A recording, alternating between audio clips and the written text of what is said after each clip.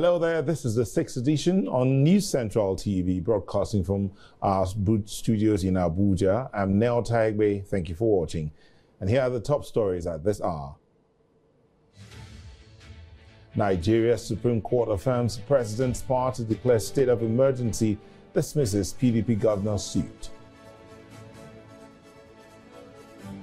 Court hears bail application of former Labour Minister Dr. Chris Ngige.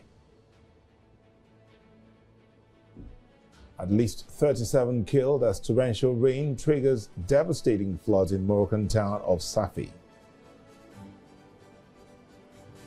We have details in a moment.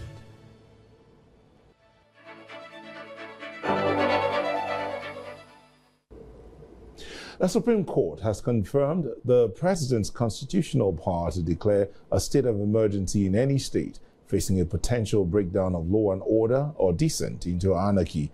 A decision followed, delivered in a 6-1 split judgment, arose from a legal challenge brought by the Adamawa state governor, and 10 other states governed by the People's Democratic Party. The plaintiffs contested President Bola Tinubu's declaration of emergency rule in Rivers State, which included a 6-month suspension of elected state officials. The court dismissed the suit after upholding preliminary objections on jurisdictional ground, but proceeded to address the merits, ultimately ruling in favor of the executive's actions. In the lone dissenting voice, Justice Obande Ogbunya argued that although the president may declare an emergency, this power cannot extend to suspending democratically elected officials, including governors, deputy governors, and legislators.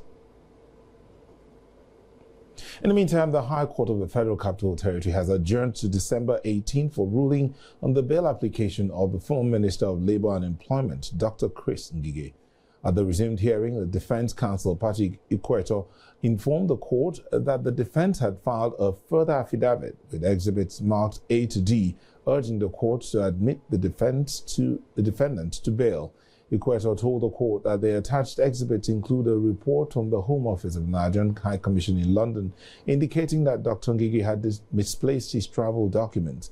He argued that the loss of the travel documents showed that the defendant does not pose a flight risk and is unlikely to abscond or evade trial. The prosecution, led by a senior advocate of Nigeria, Sylvanus Tahir, opposed the bail application and urged the court to refuse it. Prosecuting counsel Tahir told the court that Ngige had earlier been granted administrative bail with his passport released to him for medical treatment abroad on the condition that it will be returned upon his arrival back in Nigeria.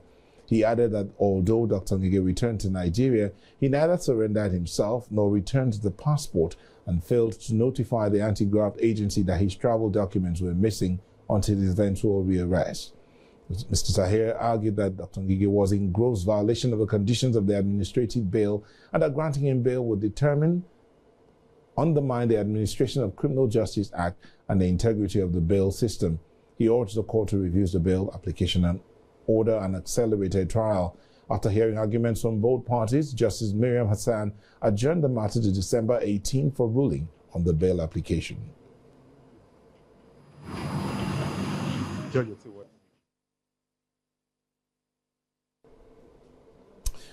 Mr. Aliko Dangote, president of the Dangote Group, has accused the chief executive officer of the Nigerian Midstream and Downstream Petroleum Regulatory Agency, Farouk Ahmed, of corruption and is calling for a Code of Conduct Bureau investigation.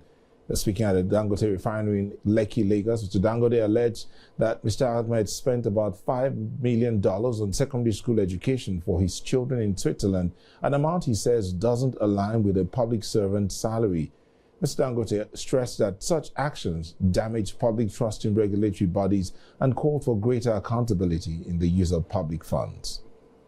Who has 4 of his children that he educated in Switzerland at the cost of $5 million for their secondary school education alone, not university. And I know that one of them just finished Harvard. So I want to now see what kind of system are we operating that, people are now busy destroying a country, taking money from the government. Because when you look at his income does not match paying this kind of fees I think even if it's me paying $5 million for 6 years for my 4 children, the taxman has to look at my taxes, how much I paid. And really, this sort of thing, we're not going to allow it to continue. We'll take it up to the highest authority so that they will look at it. You know, people who have done something wrong must be prosecuted. It must be prosecuted, you know, because there is actually no way where somebody will now come. I mean, today, from where he comes from, Sokoto, people are struggling to pay 100,000 naira for school fees of secondary school. And a lot of children are at home, not going to school because of that. In the meantime, civil society groups have staged a peaceful protest at the headquarters of the Economic and Financial Crimes Commission in Abuja, demanding a probe into alleged corruption at the Bureau of Public Procurement. The protest follows a petition to the EFCC and ICPC accusing the Director General of the BPP, Adebowale Adedokun, of issuing certificates of no objection in exchange for gratification, with multiple bank accounts reportedly linked to transactions involving billions of naira. The groups have given the anti-graft agency 5 days to summon and probe him or face an escalation of protests.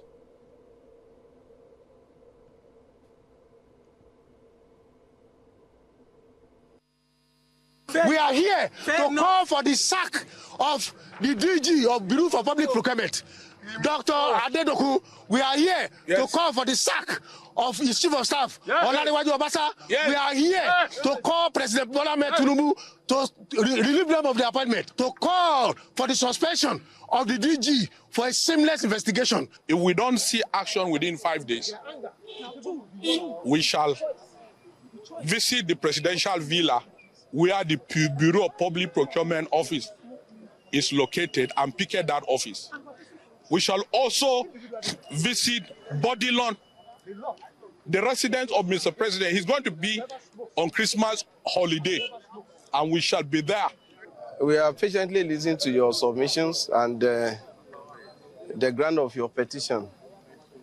I can only assure you that the EFCC, as we know it, will do its work as objectively as possible, as professionally as possible.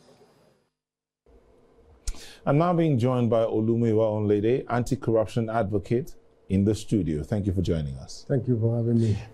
You and your group were in front of the EFCC headquarters today. And one would think that you would have started out with a petition to the anti-graft agency, but you just went out a full blast protest. Yes. Why? Yes, there was a petition. Okay. Lying on the table of the chairman of EFCC, unattended to. And according to the information that we had, the DG and the Chief of Staff of Bureau for Public Procurement boasted that they cannot be probed and nobody can stage a protest against them. That was why we said, okay, we are going to give them a taste of the iceberg. So it's their our petition today is an addendum to the earlier petition submitted on the 17th of November, thereabouts. So to that commission. It's the boast that prompted this protest. Yes, because if you submit a petition, you will have believed that, okay, based on the numerous petitions on the table of the chairman, it's going to take a lot of time for him, you know, to minute or to direct relevant departments. No, I'm glad you said numerous petitions on the table of the chairman. While not trying to be a spokesman for the EFCC. Yes, we understand that the anti-graft agency gets a lot of petitions. Yes, a lot of petitions. And so it would take time for one to go through. But let's just get to the brass task. What is the issue? What are the allegations against the DG of the BPP? According to Act of Financial Reporting Council, there's no way a public official can have up to 50 bank accounts. In Nigeria today, as it stands, we have only 24 commercial banks, only 24 licensed commercial banks by the Apex Bank, CBN. And if somebody has 100 bank accounts, that means he has multiple accounts in different banks as public officials. And those accounts are not just accounts. They are not dormant accounts. They are accounts that are funded. So what is the essence of multiple bank accounts? But there's no law against having multiple bank accounts. There's a law against how the accounts are being funded. That is our grounds against a public official having multiple bank accounts. Because if you have multiple bank accounts, it's assumed that you are going to fund them. And they are being funded. The accounts are being funded. The accounts are there. From the petition we submitted to EFCC and the one that was submitted before, the accounts are there. They are listed there. How many accounts are we talking about? We are talking about more than 50 accounts for each of them, both the DG and the Chief of Staff. We're talking about 50 accounts each. More than 50 accounts for each of them. So what are they doing with it? Those accounts are accounts used for trading within the Bureau, which is not acceptable. There's a company linked to the Chief of Staff. If you ask me, is the office of the Chief of Staff recognized by the act that gave birth to BPP? The answer is no. It's a creation of the occupier of the highest office in the agency. Now, is he a procurement officer? Because not everybody is a procurement officer in public service. They are specially recruited, trained in that area, and they are supposed to monitor procurement processes, whether within BPP or being posted out to different agencies, ministries, or departments as procurement officers. Now, we have somebody who came from nowhere. He is the Chief of Staff, and he's cutting the short. He has a lot of money.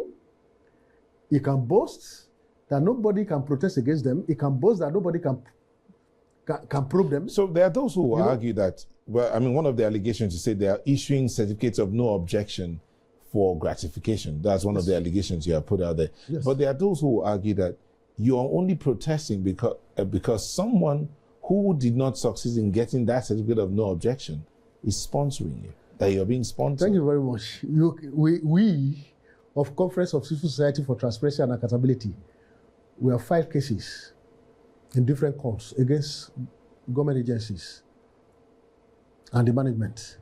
So as it stands today, there's no government agency that we cannot file case against. So if somebody is sponsoring us, that means our hands are tied. Then we will not be able to challenge them if there's maladministration in those agencies. But as I speak to you today, whatever agency it is, the numerous agencies that we have in Nigeria, we can challenge anybody. If anybody has given us any money, they should come out to say they have given us a dime. All right, thank you so much. Olumuyiwa Onlede is an anti-corruption advocate and he joins us in the studio. Thank you for coming in. Thank you. And we wish you well. We know you give the government 5 days. Let's hope that it works out good for the good of all Nigerians. Thank you very much. Thank you so much. To security matters now, or to something else that has to do with security. Violence erupted in the Hotoro area of Kano state capital as youths killed a man named Abubakar, alleged to have slit the throat of a popular Muezzin Kazim Muhammad and run away with some of his body parts. The youth who had apprehended and lynched the suspect before the arrival of the police. News Central's crew visited the scene and report that there is palpable tension in the entire area as the police armored vehicle continuously shot tear gas canisters to disperse the youth. Some members of the mob who also burnt down the home of the alleged killer were apprehended by the police following their takeover of the crime scene. And joining me from Kano State is our correspondent, Emmanuel Bagudu. Hello, Emmanuel. Yeah, hello. Thank you so much from Kano. Yeah, just give us an update on the situation. Yes, the violence has happened. Police have been there. They've apprehended some. But what's the situation now?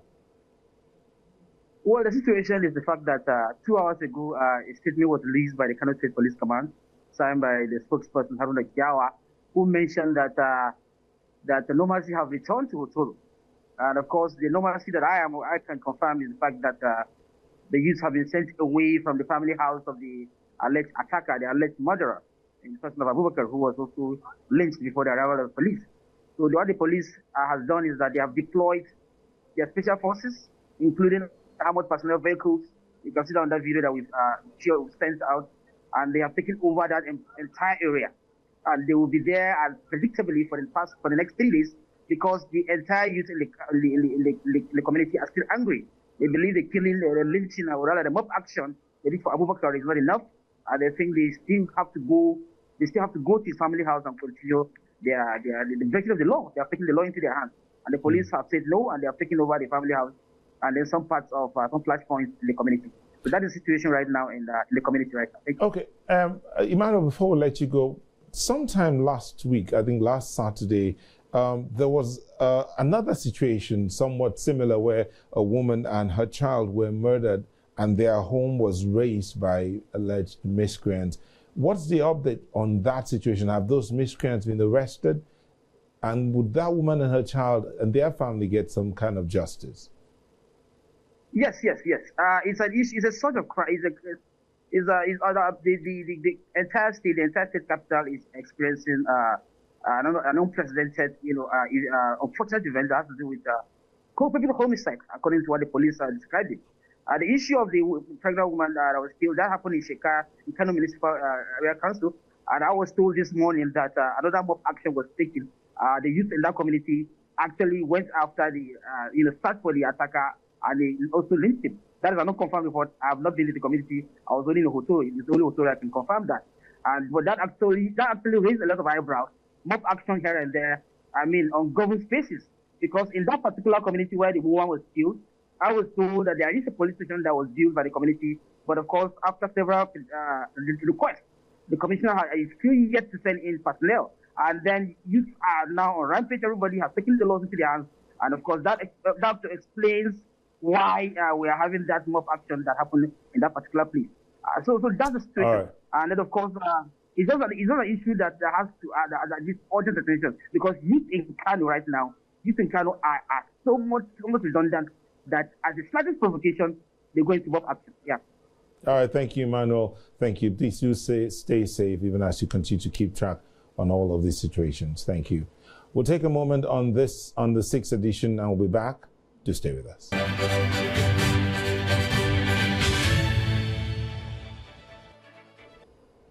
Welcome back. Let's move on to security matters.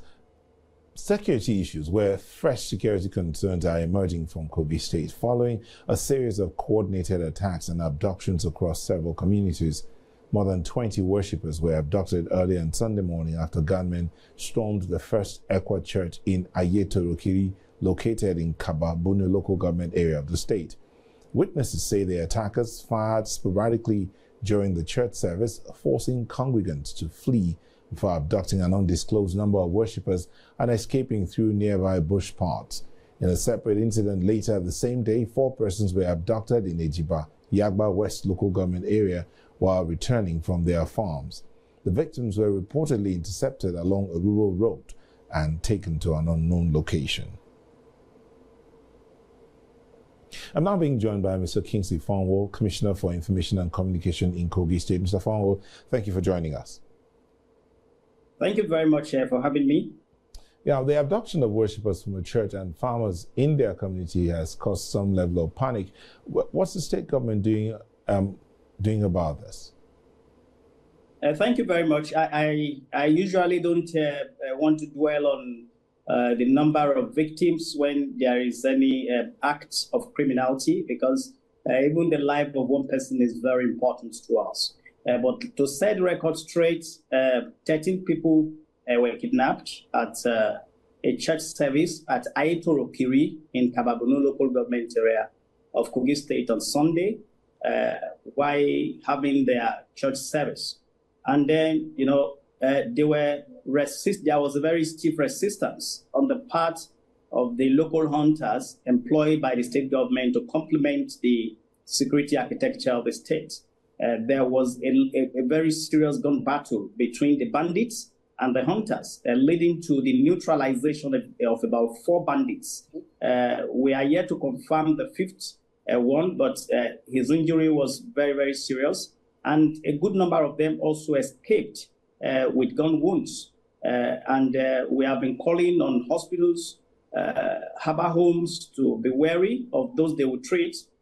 They have to report to the state government and security agencies before attending to people who suffer this kind of, gunshots, because the exchange was very fierce, and they want to commend the hunters for their swift action and very gallant resistance to the bandits. Now, we hear you using the word or the phrase, the local hunters. Is that the immediate security response of the state, or are you working with the other security agencies to ensure and assure both the churchgoers, those going to the worshippers, whether in the Christian or Muslim, and the farmers, so that they can go about their lives peacefully? Thank you very much. I was going there. As a state, we've been able to recalibrate our security architecture in such a way that we have what we call the first line of defense. In the rural communities, in the local area, if you know Hotoro is an agrarian community and a rural place. So the first line of defense are the local hunters that were employed by the state government to provide the first line of defense. As we speak, a detachment of soldiers from the 12th Brigade. The 12th Brigade must be commended. They've done a great job. Soldiers are on their way to the place. I'm sure they would have reached the place right now. And also the Commissioner of Police of the Kogi State Police Command has also deployed his men, officers and men, to the place also.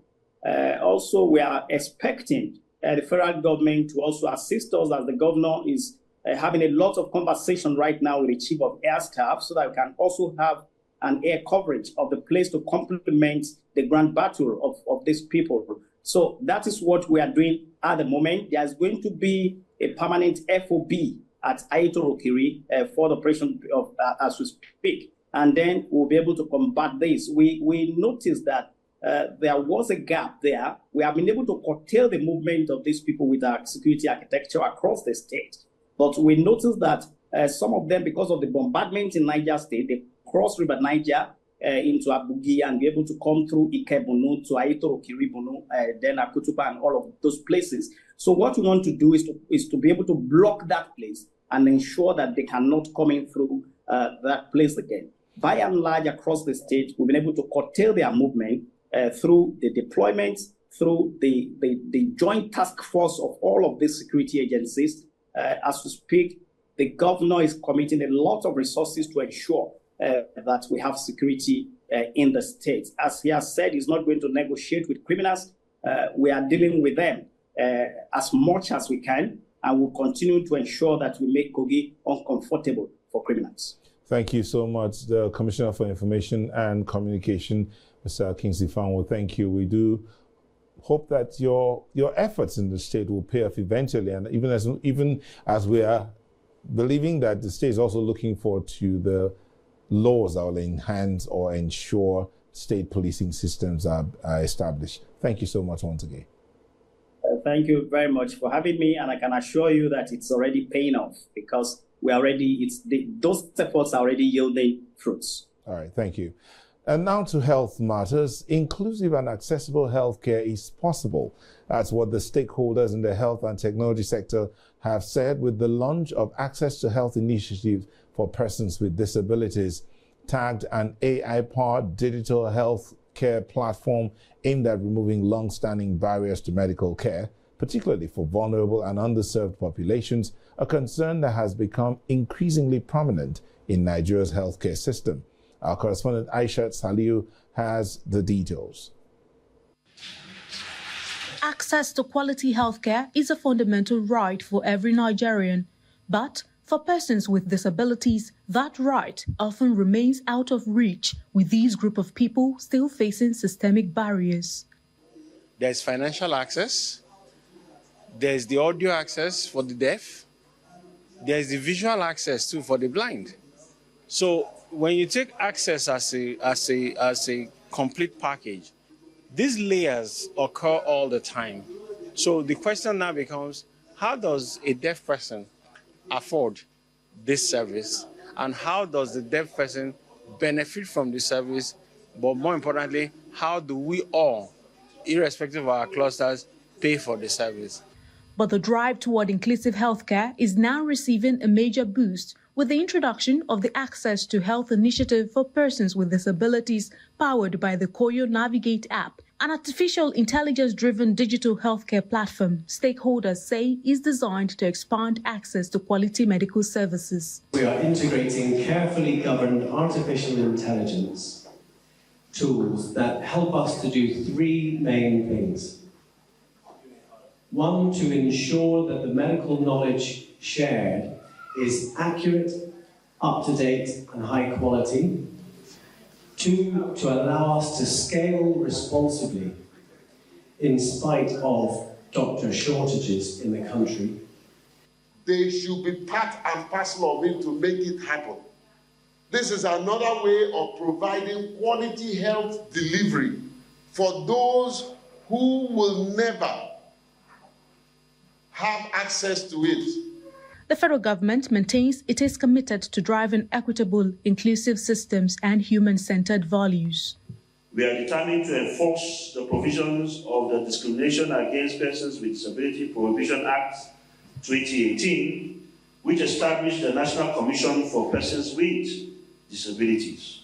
We have also been engaged in several advocacy efforts for improving funding, supporting implementation frameworks for disability-focused programs. As Nigeria continues to explore digital solutions to healthcare delivery, initiatives like this signal a growing commitment to inclusion, innovation, and sustainable health outcomes for all citizens.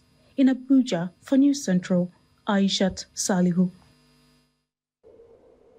And now I'm being joined by Dr. Chike Okogu, Chief Responsibility Officer, Center for Ability, Rehabilitation and Empowerment.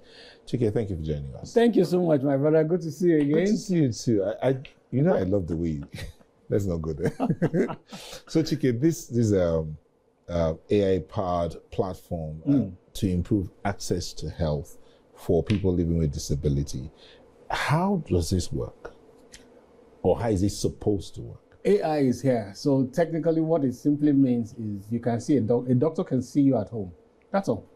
As simple as that? That's all. Technology has taken care of that. Okay, so, and anybody can access it? Anybody. How easy is it to access? Is it as easy as having a device, having any phone? So long as your phone can do WhatsApp, that means you're data friendly, you're data enabled. You download the app, that's all. Okay, so, but let's look at it. People with living with disabilities. People with disabilities.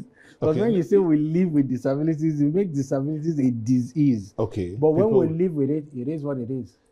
So people with disabilities. I became a person living with disabilities exactly 19 years ago today. Okay, Chike, we'll come back to this conversation.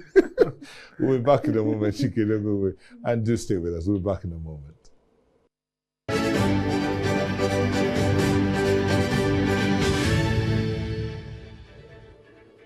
Welcome back. If you've just joined us, here's a recap of our top stories. Supreme Court of Nigeria affirms President's power to declare state of emergency, dismisses PDP's suit.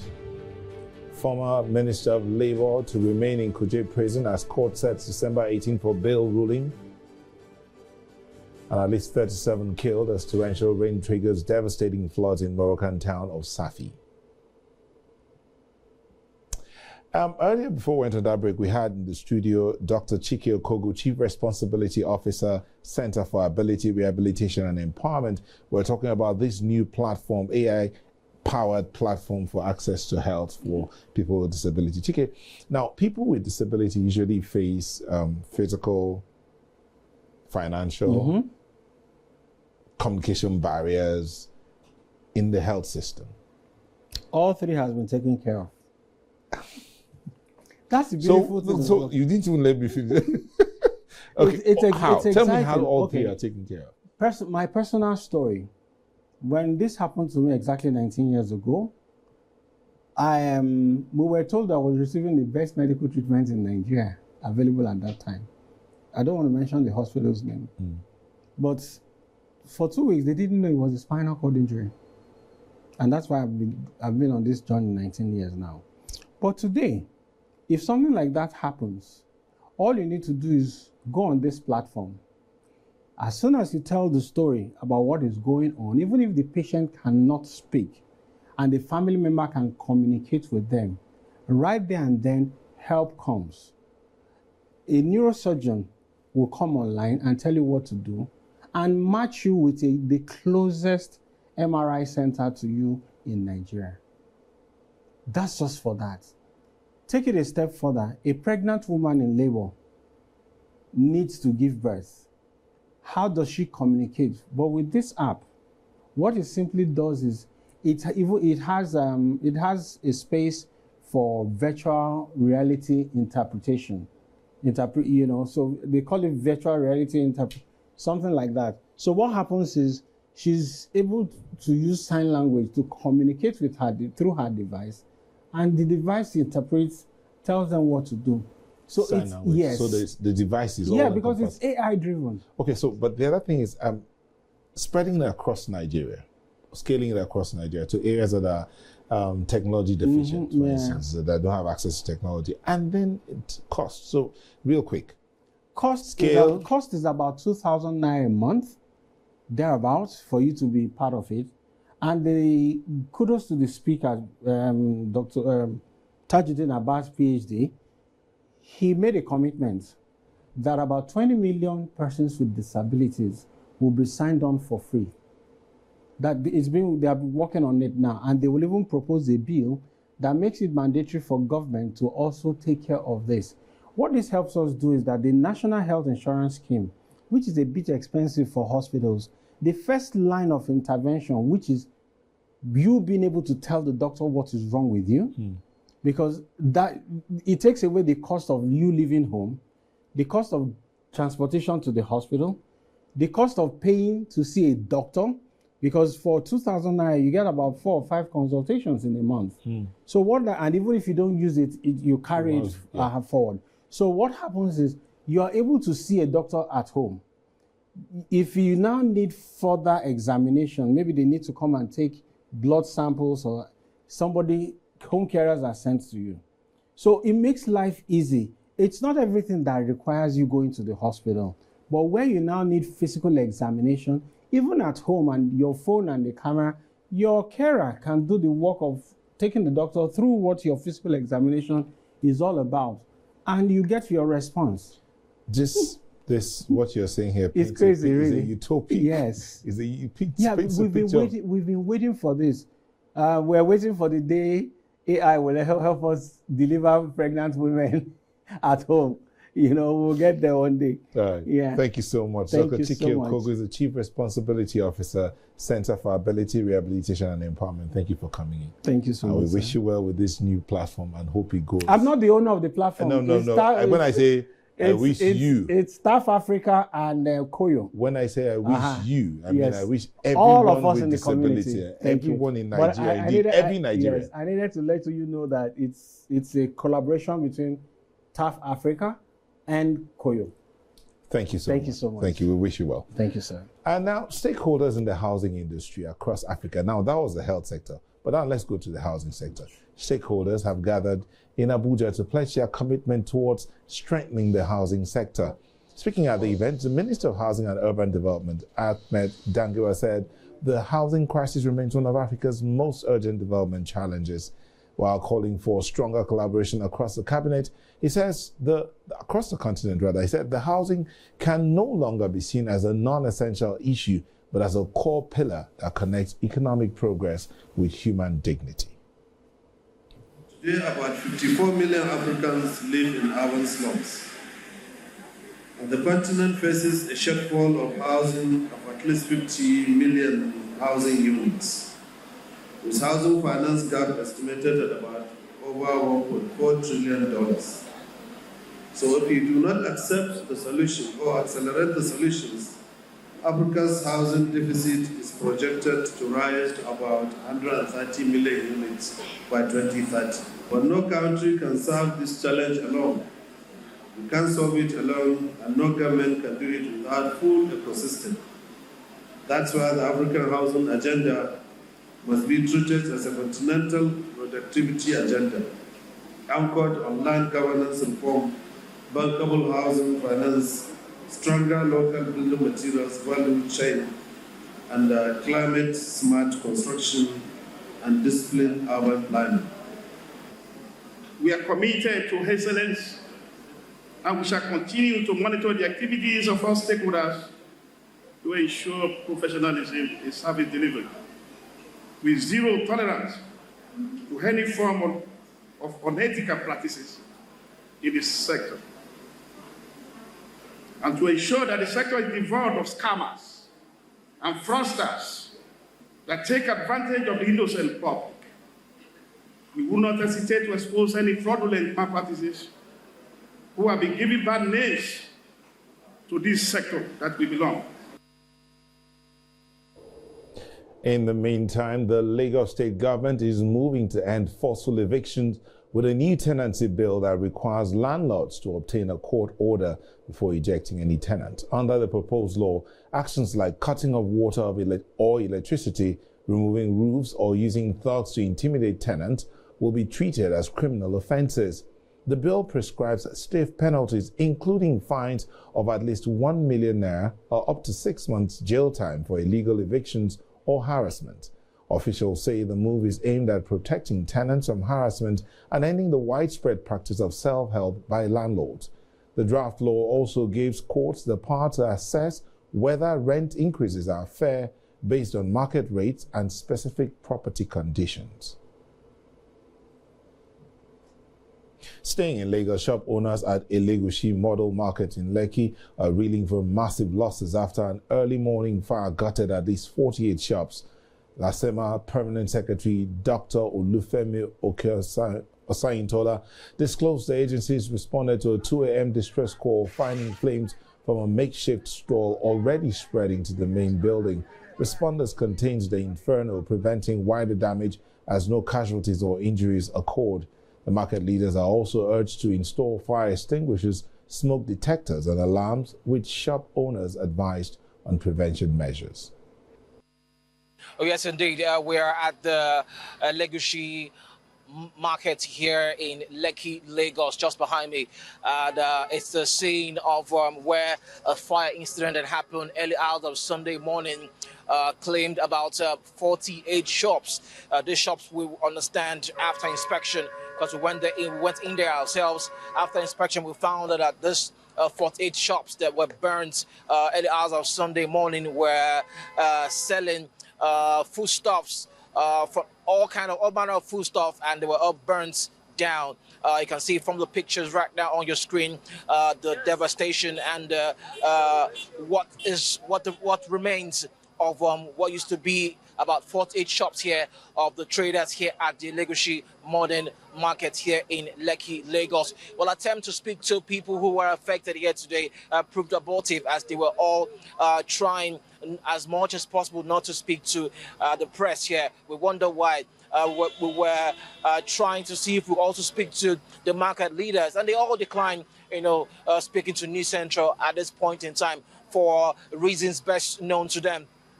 We went around ourselves to see how the damage that has been caused to the people here, and we're able to find out that the people are indeed sad about this incident, and they have been going about in hushed tones, trying to analyze the situation to find out exactly.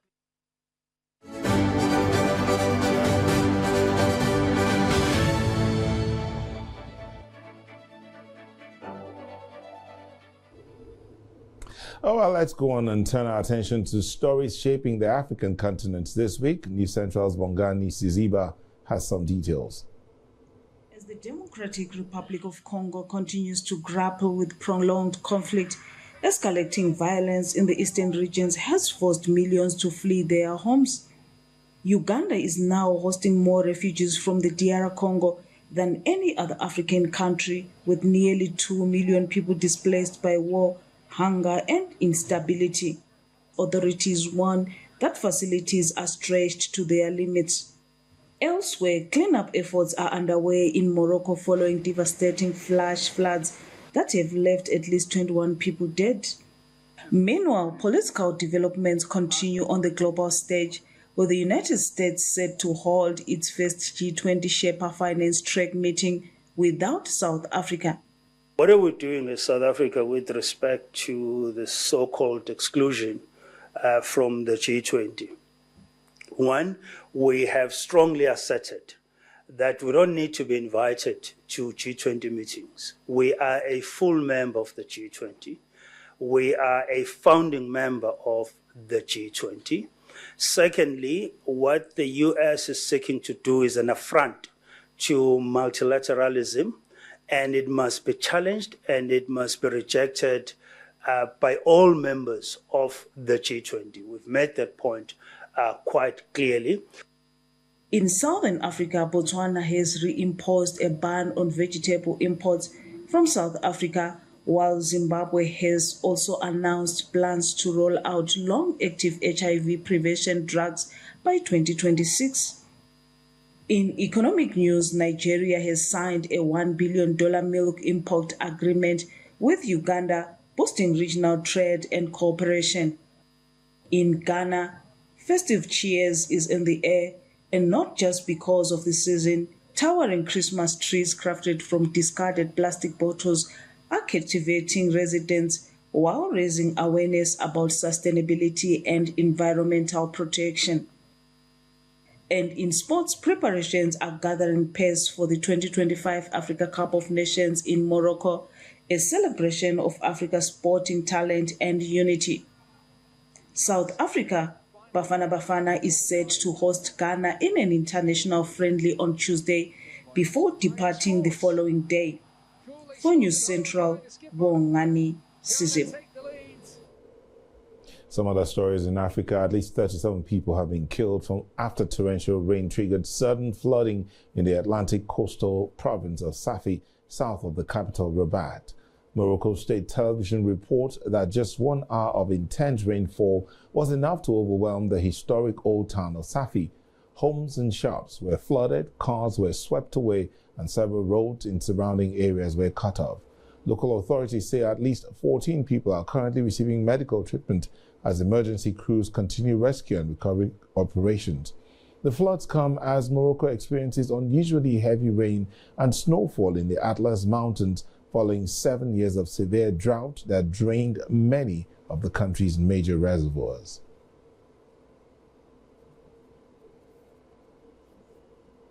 We'll take another break. When we return, we'll be looking at stories beyond the continent of Africa.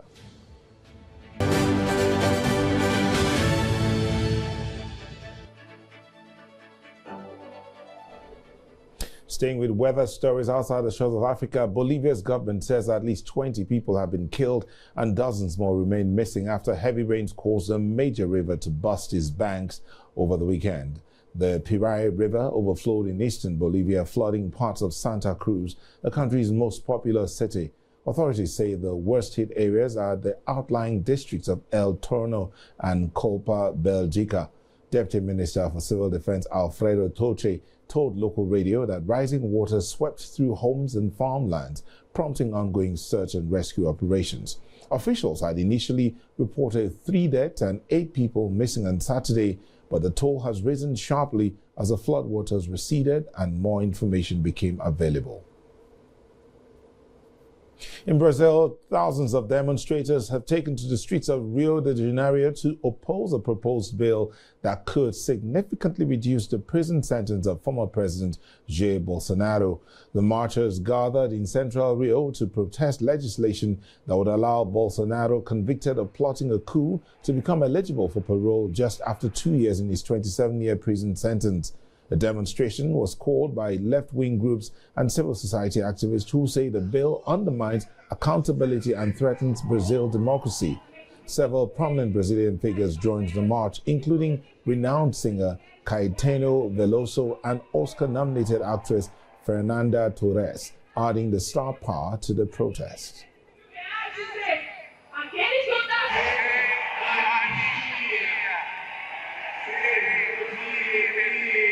O Congresso aprovou o PEC da blindagem e aprovou a anistia.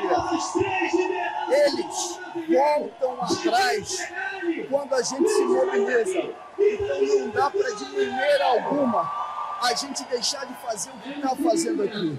Mobilizar a luta política, a correlação. E, na verdade, é muita raiva, é muita revolta por tudo que está acontecendo nessa porcaria de Congresso que vou te contar. É muito difícil, muito difícil. 15 people have been killed after gunmen opened fire on a Jewish festival at Bondi Beach, Australia, leaving the nation in shock. Flags across the country are flying at half-mast as mourners leave tributes near the site of the attack. The residents described the tragedy as heartbreaking, with many calling it an assault on humanity. The community continues to grapple with the aftermath of the shooting as the national leaders vow to ensure justice for the victims. Oh, it's just completely surreal. It's just the most horrifying thing that we always prayed that would never happen. You know, that you'd never have to experience anything like this. I just keep on thinking that I'm in a bad dream and I'm going to wake up. I think it's a terribly sad day. The community is obviously mourning and in grief, and I think it's just such a tragedy. Bondi will bounce back. It absolutely will. I just also hope that people stop long enough to take stock of what's happened, to love each other, and to move forward with grace in their heart and to seek peace. But we can't forget what's happened in a hurry. Australia's Prime Minister Anthony Albanese has called for tougher gun laws following the deadly mass shooting at that Jewish festival in Bondi Beach that killed at least 15 people. The alleged attackers, a father and a son, opened fire during a Hanukkah celebration on Sunday evening. Authorities say the 50-year-old father was licensed to own 6 firearms, which are believed to have been used in the attack. Albanese plans to take proposed reforms, including limits on firearm ownership and reviewing indefinite gun licenses, to a national cabinet meeting with the state premiers.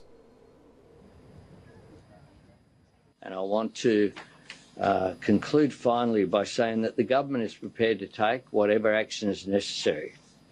Included in that is the need for tougher gun laws. And this afternoon at 4 o'clock, I will put on the agenda of the National Cabinet.